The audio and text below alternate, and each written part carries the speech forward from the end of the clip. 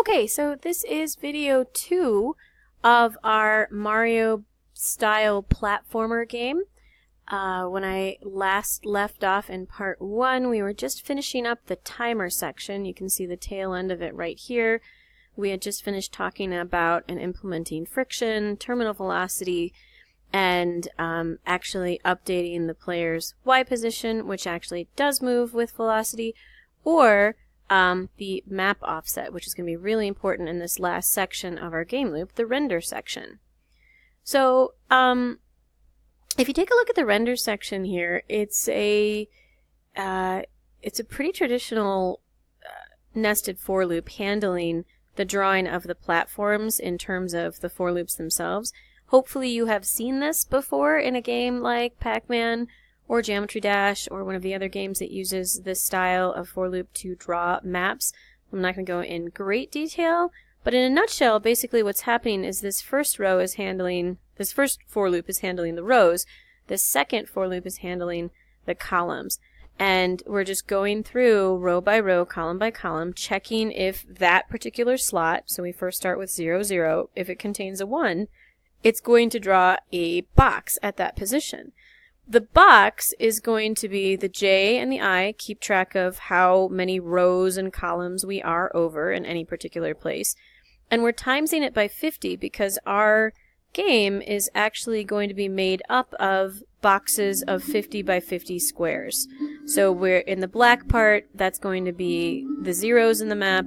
When you see the brown squares, that's actually the ones. So anywhere there's a 1, we take its row, we times it by 50 to move it over the proper amount. Sorry, J is columns. We take its column and we multiply it by 50. We take its row, we multiply it by 50, and that's its position. Draw filled rectangle, the first 2 parameters are the top left corner. The second 2 parameters are the bottom right corner. So that's why you see the plus 50 here. Okay, and then the map offset, if we didn't have anything scrolling, so you could take these off right here and you would still generate the map. It's just that it wouldn't scroll anymore. Well, some of the rectangles are scrolling because I didn't actually, this one here, this draw rectangle is actually those black outlines you see. So let's try that one more time.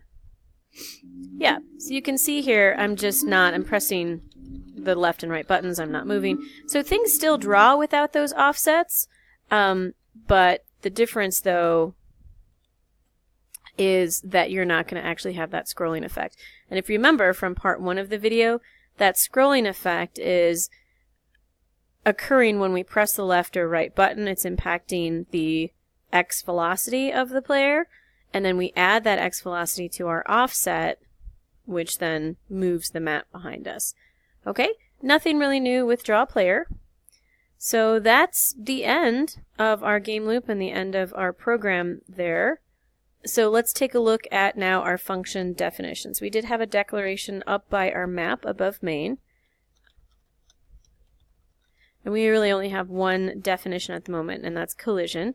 And I've really spread it out. It doesn't need to be quite this long, but it is a pretty hefty function. Like Pac-Man, we are doing different things based on what direction we're going. You really should incorporate a directional parameter and pass that because you're going to be doing different things based on what's happening here. So if you're moving to the right, you want to check to make sure you're not going to slam into and move through a platform on your right hand side. So if you notice here, we're taking the X coordinate, we're adding 35, which is a little bit wider than our player, because we want to actually check a little bit ahead of the direction he's going so you don't actually ram into and get stuck in the wall. And notice X is having the same map offset added to it. Remember in the first video we made these globals, so we don't have to pass it as a parameter up here. It can see it.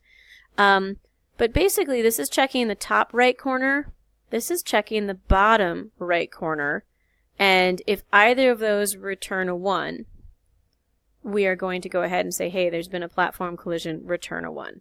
So if either of these equal 1, we're going to return a 1. Same thing with left. Here is the top left corner. Here is the bottom left corner. So notice the bottom is adding 25, which is the height of our player, but not this one. They are both just looking slightly to the left. That's why you see this -5, is because we're looking slightly to the left as we go that way. Here's the up. I, in this video game, am choosing not to allow my player to jump through and then land on platforms from below. So we are going to have an upward collision as well. So I am just checking basically just his top left and top right corner. I'm not even looking ahead. Otherwise, if you wanted to make sure that he doesn't actually bump his head, that there's a little bit of space, you could subtract a number here and here to make that happen.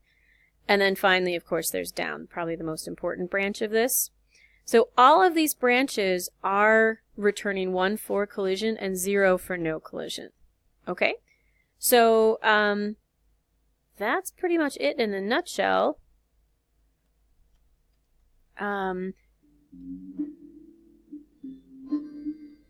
You definitely want to test in a lot of situations. Make sure that you throw yourself down the hole a couple times. Make sure you have interesting level design. But that's about it for this second video. All right, good luck.